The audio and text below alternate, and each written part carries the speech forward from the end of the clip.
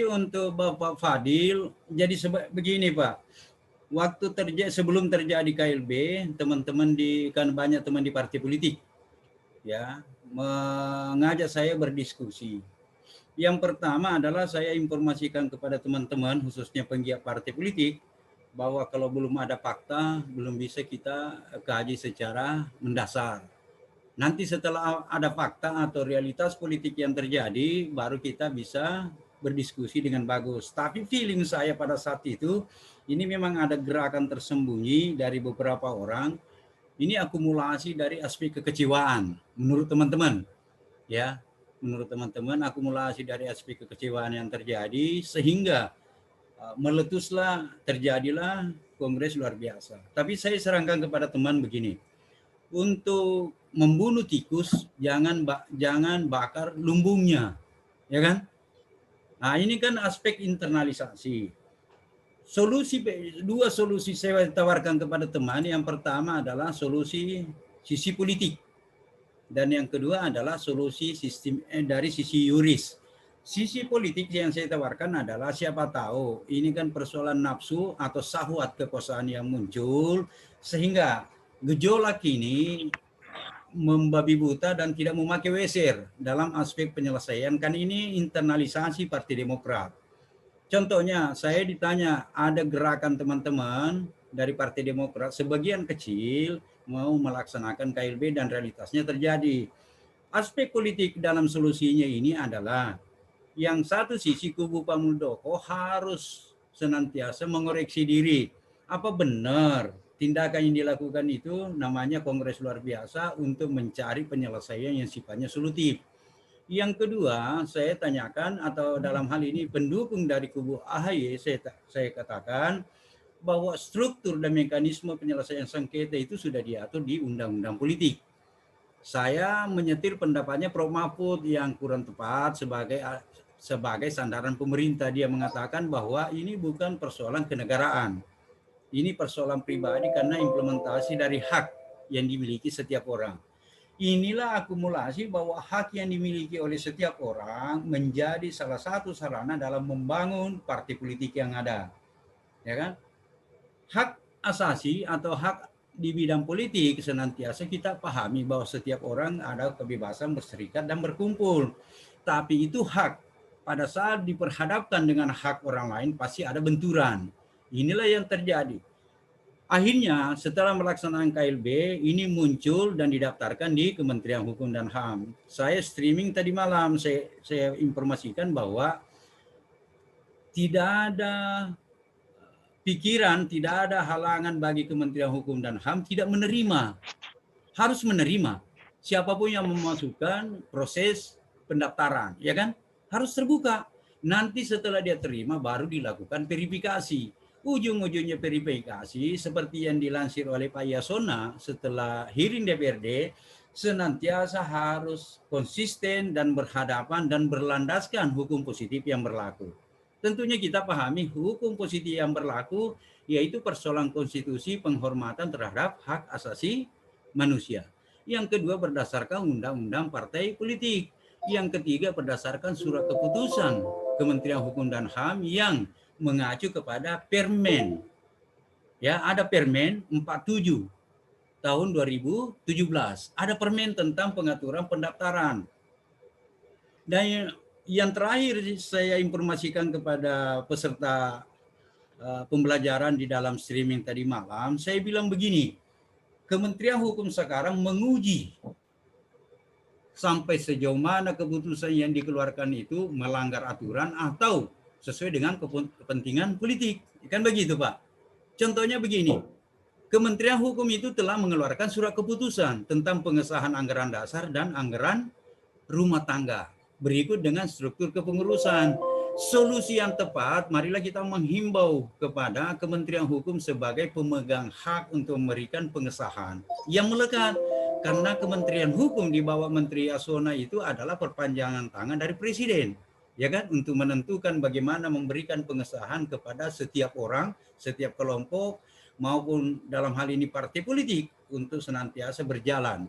Partai politik inilah yang menjadi figur dalam konteks membangun konsepsi demokrasi. yang menjadi persoalan kepada teman-teman, dan ini kita tidak bisa nafikan, Pak. Banyak kejadian yang dikeluarkan oleh tindakan pemangku jabatan yang ada sekarang di luar nalar akal positif kita.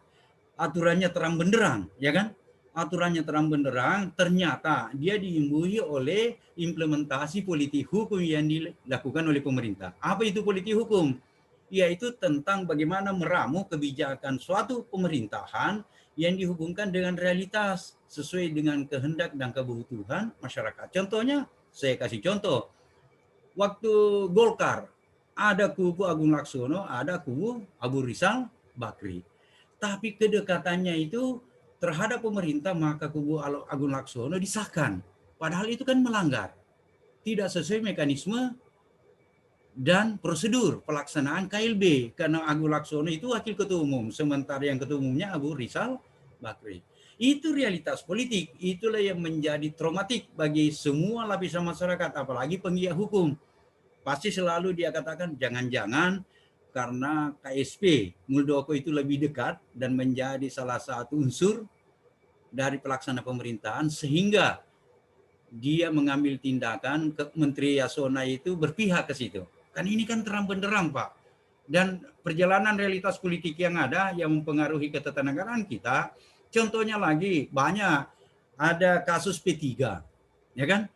Nyata-nyata bahwa dalam KLB sesuai prosedur dan mekanisme organisasi partai politik P3, Jan Farid benar, ya. Kalau akal politik kita, struktur berpikir kita bahwa senantiasa mengacu kepada sistem hukum yang berlaku positif. Yang menjadi pertanyaan saat sekarang, kemana arah Menteri Yasona dalam menafsirkan ini? Feeling saya, untuk lebih membuat panasnya tensi politik ini, dia pasti mengakui Muldoko. Karena Muldoko tidak mungkin berjalan hanya sendiri dan mengorbankan diri. Coba bayangkan Bapak, sampai saat sekarang ini Pak Muldoko dicerca habis-habisan sampai kepada lapisan bawah. Mau enggak dia mengorbankan diri untuk kepentingan sesaat? Pasti ada grand design. Grand design yang dihubungkan adalah pada saat pelaksanaan kontestasi 2024. Pada saat kebijakan politik pemerintah dipengaruhi oleh faktor eksternal. Kan tidak bisa keluar dari itu. Tapi kalau kita mau melihat penafsiran yang ada setelah saya membaca semua aturan, tidak ada yang bisa membenarkan KLB. Itulah saya diberikan informasi dari kubu Muldoko, karena ada beberapa orang yang menjadi penggiat Muldoko. Dalam rilisnya itu, chatnya dia bilang, jadi apa yang harus saya lakukan, Pandi? Yang saya katakan di situ, saya ulas, seharusnya kubu Muldoko kalau tidak senang bahwa anggaran dasar itu dilacurkan, anggaran dasar itu dikangkangi oleh Majelis Tinggi dan Ketua Umum, seharusnya dia menggugat. Adakan review yang bisa dilakukan, ada peninjauan kembali yang bisa dilakukan terhadap surat keputusan Menteri Hukum itu, bahwa dalam konteks ini surat keputusan tentang anggaran dasar anggaran rumah tangga partai politik, khususnya Partai Golkar, mengkhianati, ya kan, seluruh potensi kader. Itu kan akar masalah sebenarnya. Ada kekecewaan. Pak siapa lagi ini, Marsuki Ali, ada lagi Johnny Allen, Pak Darmisal, Maksud Pakua. Dia katakan bahwa itu tidak sesuai mekanisme. Salahnya adalah ada upaya, ada sarana atau ada wadah yang disiapkan, yaitu Mahkamah Partai. Yang menjadi persoalan Mahkamah Partai, instruksi kepada Mahkamah Partai, Undang-Undang Partai Politik, Undang-Undang Nomor 2 2008 dan Undang-Undang 2 2011 itu tidak memberikan rasa puas. Seharusnya undang-undang ini direvisi, bahwa setiap sengketa internal partai harus melalui lebih awal kepada Mahkamah Partai. Tapi itu tidak diberikan ruang. Ada multitafsir, tidak ada kata harus. Kan itu Pak yang menjadi persoalan. Supaya di dalam hal penyelesaian ini selalu didengungkan oleh pemangku jabatan di pemerintahan, bahwa penyelesaian internal harus melalui Mahkamah Partai. Tapi kalau cantolannya lembek, dalam artian ini undang-undang partai politik tidak memberikan perintah, gimana? Oke, Anda perintah secara tersurat dalam hal ini selayaknya.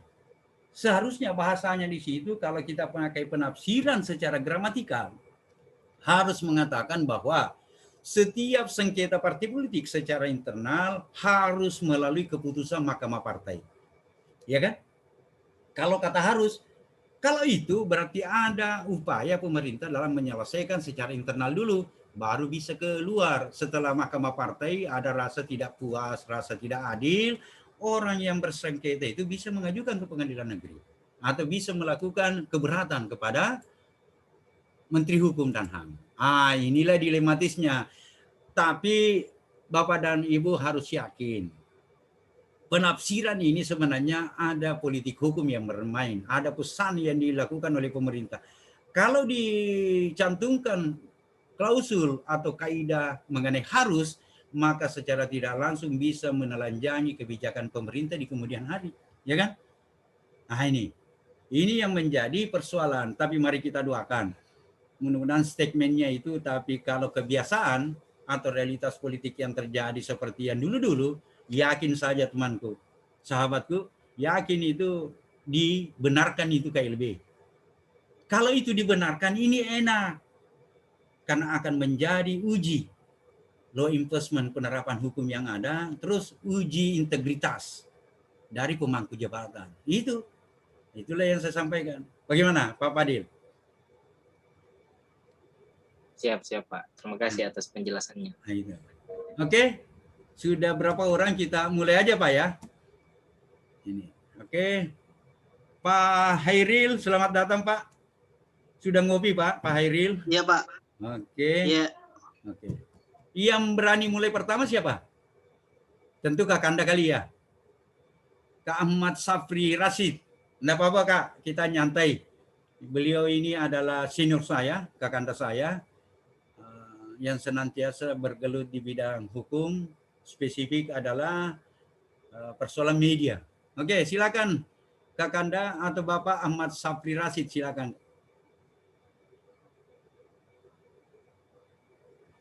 Mic-nya Pak di unmute. Ya. Terima kasih. Pada Bismillahirrahmanirrahim. Assalamualaikum warahmatullahi wabarakatuh. Waalaikumsalam. Alhamdulillahirabbil alamin. Wassalatu wassalamu ala asyrofil mursalin wa ala alihi wa sahbihi ajmain. Alhamdulillah, puji syukur kehadirat Allah Subhanahu wa taala atas limpahan nikmat dan karunia-Nya sehingga kita bisa hadir di Zoom ini, diberi kesehatan, diberi kekuatan dan kesempatan untuk kuliah melalui Zoom ini, dan juga kami diberikan kesempatan untuk mempresentasikan makalah yang diberikan. Selawat dan salam atas junjungan Nabi besar Muhammad SAW sebagai pembawa rahmat untuk kita semuanya. Alhamdulillah, tak lupa juga saya mengucapkan terima kasih yang banyak kepada Bapak Dr. Andi Agus Salim Andi Gajong SH MA sebagai dosen negara, hukum, dan demokrasi. Tak lupa juga kami mengucapkan banyak-banyak terima kasih kepada hadirin, pada teman-teman yang hadir pada kesempatan ini. Baik, sebelum saya melanjutkan, saya perkenalkan dulu kami dari kelompok 1 yang terdiri dari saya sendiri Ahmad Safri Rashid, kedua Yusri Yunus, ketiga Yayu Dwi Lestari, 4 Muhammad Fadil Ashari. Judul yang kami diberikan yaitu konsepsi implementasi Resta. Berbicara mengenai Resta adalah istilah dalam bahasa Belanda dan Jerman. Dan dalam bahasa Indonesia diterjemahkan menjadi negara hukum. Istilah negara hukum baru dikenal pada abad ke-19. Tapi mengenai konsep negara hukum itu sendiri sudah ada sejak lama dan berkembang sesuai dengan tuntutan keadaan pada setiap zaman, dimulai dari zaman Plato sampai sekarang. Konsep negara hukum telah banyak mengalami perubahan yang diilhami oleh para filsuf dan para pakar hukum yang merumuskan bahwa apa yang dimaksud negara hukum dan apa-apa saja yang harus masuk dalam konsep negara hukum. Aristoteles merumuskan bahwa negara hukum adalah negara yang berdiri di atas hukum, yang menjamin keadilan kepada warga negaranya. Sedangkan istilah negara hukum dalam sistem ketatanegaraan telah ditegaskan dalam pasal 1 ayat 3 Undang-Undang Dasar tahun 1945 yang berbunyi bahwa negara Indonesia adalah negara hukum yang telah ditetapkan pada tanggal 9 November. Rumusan ini juga terdapat juga dalam Konstitusi 1949 dan Undang-Undang Sementara tahun 1950. Secara konsepsinya, konsep negara hukum sebagaimana yang disebutkan oleh Profesor Dr. Haji Laude Hussein SHMH dalam bukunya Negara Hukum, Demokrasi dan Pemisahan Kekuasaan. Terdapat disebutkan bahwa terdapat 5 konsep negara hukum. Di antaranya 1. Restart, rule of law. 3. Socialist legality. 4. Demokrasi Islam. Dan 5. Negara hukum. Dari kelima istilah tersebut, masing-masing mempunyai karakteristik tersendiri.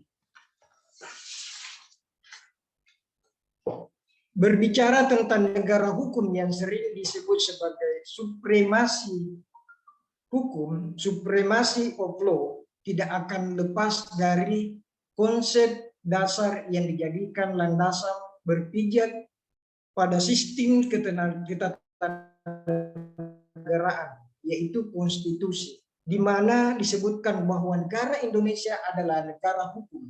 Negara hukum yang dimaksud di sini adalah negara yang menegakkan supremasi hukum untuk menegakkan kebenaran, keadilan, dan tidak ada kekuasaan yang tidak dipertanggungjawabkan. Sehingga dapat terpenuhi tujuan hukum itu sendiri, yaitu keadilan, kepastian, dan kemanfaatan. Jadi jelaslah bahwa Indonesia adalah negara hukum, kekuasaan tertinggi, dan negara sebagai subjek hukum, bukan negara kekuasaan mastab. Oleh karena itu, setiap kebijakan harus berdasarkan hukum sebagai kekuasaan tertinggi, supremasi of law, yang berkaitan, yang berkeadilan, bukan berdasarkan kekuasaan belaka. Karena negara hukum didirikan berdasarkan ide kedaulatan hukum sebagai kekuasaan tertinggi. Baik, untuk sementara saya di situ sampai di sini. Mungkin barangkali ada teman dari kelompok dari teman saya yang bisa menambahkan sedikit mengenai penjelasan ini. Silakan Pak yang ingin menambahkan sedikit. Oke, temannya Pak Ahmad, ada yang lain? Silakan Pak. Oh Siap. ya, Pak Mohon izin, Yusri, silakan. Prof. Ya, siap. Terima kasih, Prof. Assalamualaikum warahmatullahi wabarakatuh. Sedikit menambahkan bahwa unsur-unsur negara hukum dalam Undang-Undang 1945 bersumber pada 1 Pancasila, di mana penjelasan bagian ketiga Undang Dasar 1945 mengatakan bahwa Undang-Undang Dasar menciptakan pokok pikiran yang terkandung dalam pembukaan dan pasal-pasalnya. Terus yang kedua, sistem konstitusi. Sistem konstitusi atau sistem hukum dasar merupakan dasar penyelenggaraan pemerintahan negara Indonesia yang secara formal diatur dalam Undang-Undang Dasar 1945. Terus yang ketiga adalah kedaulatan rakyat. di mana unsur ketiga negara hukum menurut Undang-Undang Dasar 1945 adalah ditetapkannya asas kedaulatan rakyat dalam penyelenggaraan kekuasaan negara. Terus lanjut, persamaan dalam hukum menjadi unsur keempat negara hukum yang dimuat dalam Undang Dasar 1945 adalah unsur persamaan dalam hukum, equality before the law. Unsur ini secara jelas dimuat dalam pasal 27 ayat 1, yaitu segala warga negara bersamaan kedudukannya di dalam hukum dan pemerintahan dan wajib menjunjung hukum dan pemerintah itu dengan tidak ada kecualinya. Lanjut, kekuasaan kehakiman yang bebas. Terdapat beberapa pasal dalam Undang Dasar 1945 yang berkenaan dengan kekuasaan kehakiman, diantaranya pasal 24 menyatakan bahwa 1. Kekuasaan kehakiman merupakan kekuasaan yang merdeka untuk menyelenggarakan peradilan guna menegakkan hukum dan keadilan. Yang kedua, kekuasaan kehakiman dilakukan oleh sebuah Mahkamah Agung pada peradilan yang berada di bawahnya dalam lingkungan peradilan umum. Konsep resta Indonesia, istilah resta sebagaimana telah dibicarakan sebelumnya, merupakan istilah yang digunakan sebagai konsep negara hukum bagi negara-negara Eropa kontinental. Sungguh pun demikian, ada juga pendapat lain yang menyamakan pemakaian konsep resta dengan rule of law. Di antaranya W. Friedman. Dalam anggapannya, W. Friedman mengatakan bahwa resta mengandung arti pembatasan kekuasaan negara oleh hukum. Akan tetapi secara umum pemakaian istilah resta digunakan oleh kelompok negara Eropa kontinental. Hal ini diperjelas dengan adanya perbedaan konsep negara hukum yang dikemukakan oleh Friedrich Gilles Stahl dan Aibdis sebagaimana telah Terus lanjut, tujuan negara hukum Indonesia sebagaimana dituangkan dalam alinea keempat pembukaan Undang Dasar 1945 meliputi 1. Melindungi segenap bangsa Indonesia dan seluruh tumpah darah Indonesia. 2. Memajukan kesejahteraan umum. 3. Mencerdaskan kehidupan bangsa. Dan 4. Ikut melaksanakan ketertiban dunia yang berdasarkan kemerdekaan, perdamaian abadi, dan keadilan sosial. Saya rasa itu untuk sementara. Makasih. Wassalamualaikum warahmatullahi wabarakatuh.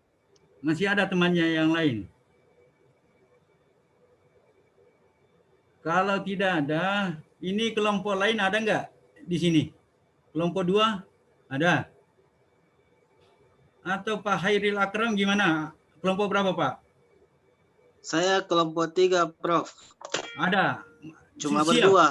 berdua. Siap presentase? Cuma berdua, Prof. Enggak apa-apa. Ini Pak Sultan Alauddin, kelompok berapa, Pak? Atau Pak Sultan, kelompok berapa? Mic-nya, Pak, mic-nya di-on-kan dulu. Kelompok 4, Prof. Siap ya? Sendiri, Prof. Cuma Oh, sendiri. iya. Pak Sainal gimana? Pak Hardianti? Ibu Hardianti gimana? Kelompok berapa? Kelompok Ya? 3, Pak. Oh, belum siap. Ini, karena waktu juga ini sebenarnya. Kalau ada kelompok yang siap, kita buka session kedua, tapi kita perbarui karena tinggal 5 menit lagi nih, supaya lebih bagus. Ada enggak yang siap kelompok lain? Gimana? Pak Hairil siap? Atau Pak Sultan siap? Prof, belum. Oke, Pak Hairil tidak siap? Belum siap kayaknya, Prof. Pak Ibu Hardianti tidak siap? Belum siap, Pak. Oke. Kalau begitu kita saling memaklumi lah, kasihan juga teman-teman, tapi jangan terlalu molor waktunya ya. Kan ini sudah pertemuan kelima plus Pak Laude ya, Prof Laude sudah masuk. Saya sudah 3 kali, 4 kali ya dengan ini. Jadi begini, untuk akhirnya catatan underline terhadap tugas ini kan harus di dalam konteks secara general, konsepsi negara hukum kita pahami. Itu berdasarkan asas legalitas dan menjadi acuan dalam konstitusi. Karena secara kaidah itu dicantumkan di dalam konstitusi. Pasal 1 ayat 3 dan berkenaan dengan partisipatif dari seluruh lapisan masyarakat tentu dicantumkan di pasal 1 ayat 2 tentang kedaulatan rakyat. Seharusnya kita harus mengirim bahwa konsepsi yang dipakai di Indonesia sekarang sifatnya gado-gado atau campuran. salah satu contoh ada ciri-ciri yang diterapkan oleh the rule of law masuk kepada penerapan dari konsep resta, ya kan? Kalau konsep negara hukum resta tentunya melahirkan sistem hukum civil law. Civil law dalam konteks ini penerapan sistemnya di peradilan adalah sistem majelis. Itu murni kalau kita membahas tentang itu. Sementara konsep negara hukum the rule of law dalam konteks ini melahirkan sistem hukum yang disebut sebagai the common law, ya, common law. Common law ini dalam konteks implementasi dalam sistem peradilan yang dipakai adalah sistem juris. Diperhadapkan dua konsep ini, majelis dan juris diperhadapkan. Ada namanya law in books dan ada law in reality, ya kan? Dalam hal ini boleh kita katakan dalam konsep civil law di negara mana pun yang menganut murni konsep itu, kalau kita melanggar pasti yang pertama kita harus berhadapan dengan kitab atau kodifikasi hukum yang diberlakukan secara positif di negara itu. Pasti aparat penegak hukum yang pertama diperhadapkan adalah Anda melanggar pasal sekian, tanpa mau memahami apa aspek kualitas sehingga terjadi tindakan pelanggaran dan kejahatan itu. Sementara di negara common law yang pertama menerapkan sistem juris dengan sistem hukum common law, tentu yang diperhitungkan adalah apa faktor yang menyebabkan sehingga tindakan yang dilakukan itu bisa diakumulasi sebagai suatu kesalahan dalam hal pemberlakuan hukum secara positif. Inilah bedanya. Yang paling dekat kalau Bapak selalu menonton film-film action, ada sistem majelis. Majelis dalam persidangan itu yang dibedah awalnya adalah pasal-pasal berapa.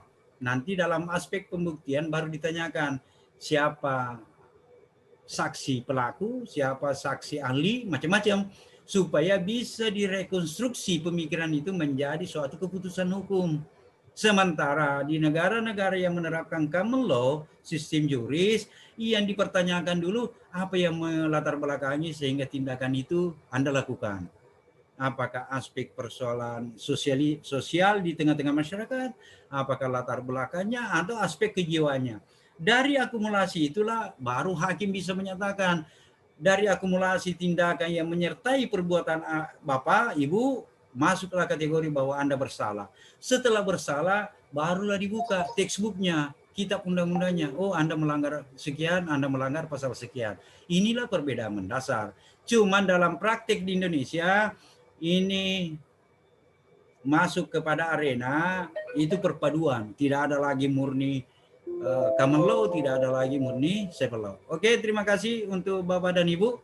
Kalau tidak ada lagi yang mau presentase, insya Allah Bapak Ahmad Safri tolong dikirim ke email, saya koreksi, hasil correction saya berikan kepada Bapak. Oke, semuanya berujung kepada nikmat yang diberikan Allah Subhanahu wa taala karena atas perkenannya sehingga kita bisa melakukan silaturahmi.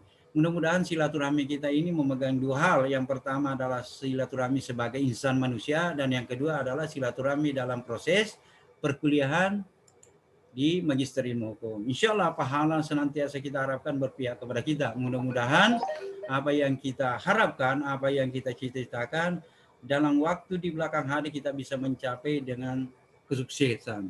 Tapi yakin jangan persoalan ikon, Anda mendapatkan nilai yang bagus, tapi pahamilah bahwa nilai yang bagus itu harus diikuti oleh pemahaman bagaimana kualitas kajian Anda di mata kuliah yang Anda ikuti sendiri. Oke, marilah kita menutup pertemuan ini dengan membaca hamdalah. Alhamdulillahirabbil alamin. Wassalamualaikum warahmatullahi wabarakatuh. Waalaikumsalam. Terima kasih, Prof. Terima kasih, Pak.